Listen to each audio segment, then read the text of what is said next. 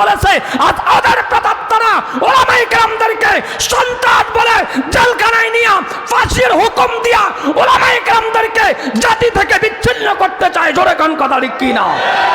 এদেশের মানুষ সজাগ হয়েছে, মানুষ আর বুঝতে বাকি নাই।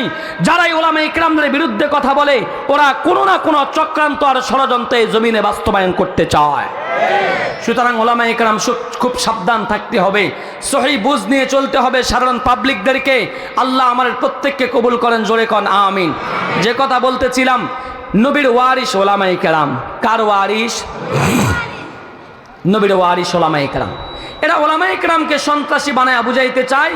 তোমাদের পূর্বপুরুষ যারা ছিল সন্ত্রাসী, সর্বোচ্চ কথা হলো এরা আমার নবীকেও সন্ত্রাস বানাতে চায়। জোরে কোন কথা ঠিক কি না? সুতরাং নবীকে যারা সন্ত্রাস বলতে চায় ওরা জানে না ওরা নিজেরা সন্ত্রাসী করে এই জমিনে উলামায়ে কেরাম